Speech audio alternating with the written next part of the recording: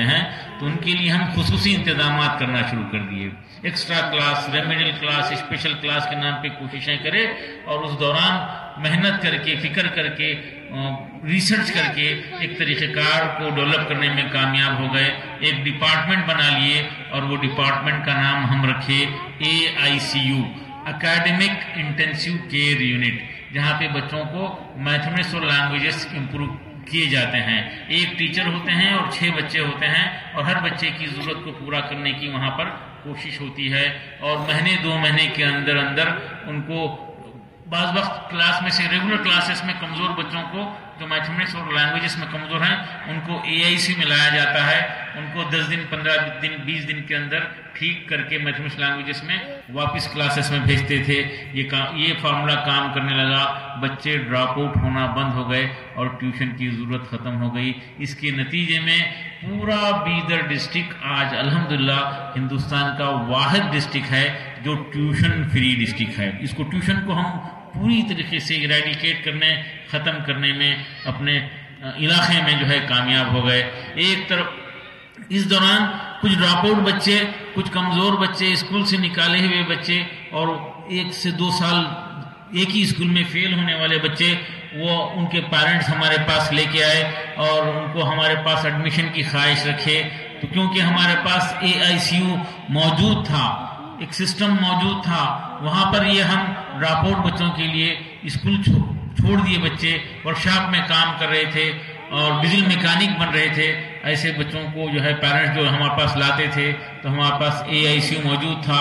ہم AICU میں ان بچوں کو ایڈمیشن کرائے. وہاں پہ ان کی میتھمیٹکس اور لینگویج کو ٹھیک کر کے ان کو 2 مہینے، 3 مہینے، 4 مہینے کے اندر ان کی عمر کے حساب سے 9th میں، 10th میں ایڈمیشن کرا کے سال 2 سال کے اندر ان کو 10th پاس کروا کے پھر 11th 12th کرا کے آگے بڑھائے.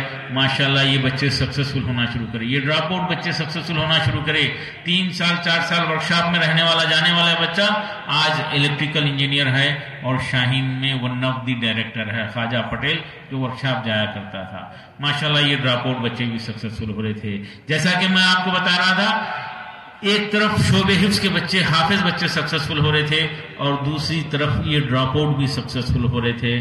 تو 12 سال پہلے خیال آیا یہ طریقہ کار اگر ہندوستان بھر کے حفاظ کے لیے اپنا جائے گا تو یقیناً زیادہ مفید ہوگا، زیادہ کارگر ہوگا، اس کے بہتر نتائج آئیں گے. اور ہم اس کے لیے پلاننگ شروع کر دیے، مشورے کی علماء اکرام سے اور ایک پروگرام بنائے 4 سال کا پروگرام. اور اس پروگرام کا نام، کورس کا نام رکھے حفظ القرآن پلس 12 سال پہلے، اور اس کو علماء اکرام کے سامنے پیش کرے. پہلے بیچ میں تقریباً 30 بچوں کو ہریانہ سے، بنگلور سے، حیدرآباد سے حافظوں کے لیے ہاسٹل میں رکھ کر ان کے اوپر محنت ہوئی. 4 سال کا پروگرام تھا، لیکن ماشاءاللہ دیکھتے دیکھتے یہ حفاظ بچے 3 سال میں یہ پروگرام کو مکمل کرے.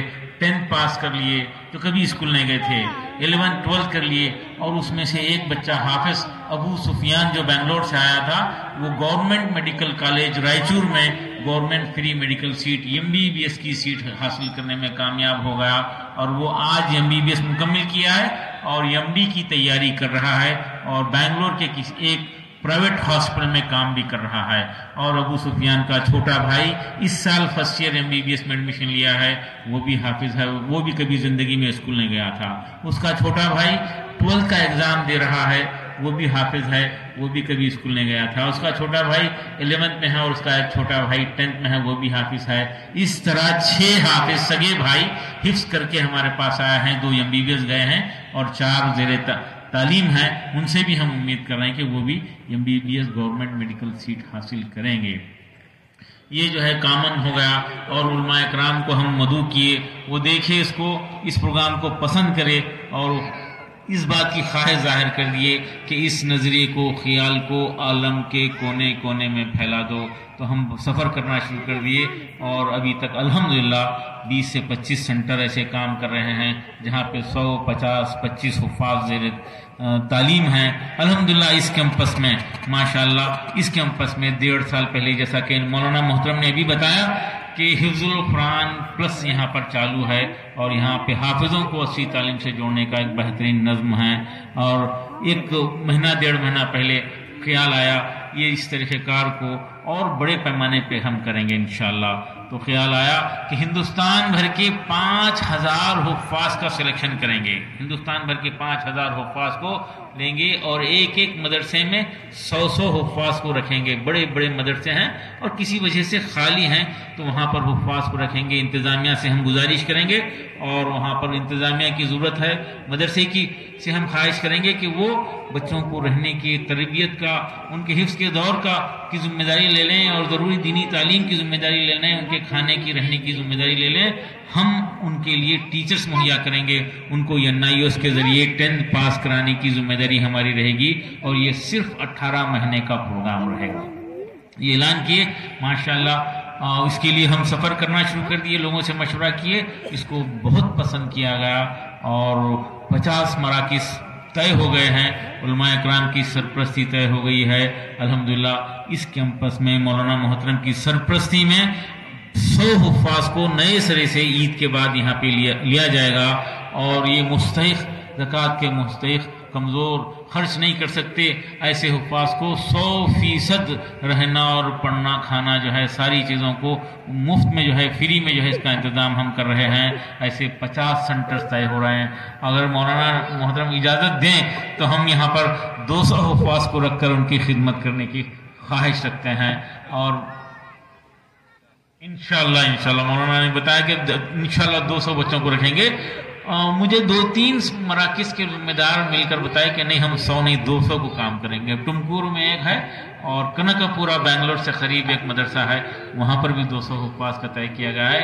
اس وسیع اور عریض کیمپس میں انشاءاللہ 200 حفاظ کو رکھیں گے اور 18 مہینے میں 10th پاس کرانے کے لیے ہم کوشش کریں گے۔ یہ آسان ہے، یہ ہو سکتا ہے، ہو رہا ہے، وہ اس لیے کہ حافظ ہے تو ذہین ہوتے ہیں، حافظ ہیں تو محنتی ہوتے ہیں اور ان کے تعلق سے اب تک یہ بولا جا رہا ہے حافظ ہے تو ٹیلر بنا دو، حافظ ہے تو کارپینٹر بنا دو۔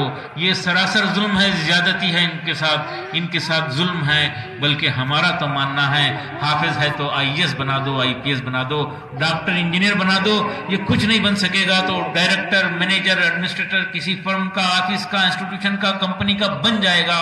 ہمارا یہ احساس ہے اور آج سے 200-300 سال پہلے تک ایسا ہی ہوا کرتا تھا، ایسا ہی ہوا کرتا تھا۔ اس وقت کا بہترین آرکیٹیکٹ بہترین عالم دین ہوتا تھا، بہترین بزنس مین بہترین حافظ ہوتا تھا۔ شہر بیدر جہاں سے میں آتا ہوں وہاں پہ خواجہ عماد الدین محمود گاوان ایران سے آئے تھے، ایک بہترین تاجر تھے، وہاں کی حکومت نے ان کو وزیر اعظم کا عہدہ دیا تھا۔ وہ اپنے صرف خاص سے ایک یونیورسٹی بنائے تھے، وہاں پہ میتھمیٹکس کی تعلیم ہوتی تھی، وہاں پہ ٹیکنالوجی کی تعلیم ہوتی تھی، وہاں پہ اسٹرانومی کی تعلیم ہوتی تھی۔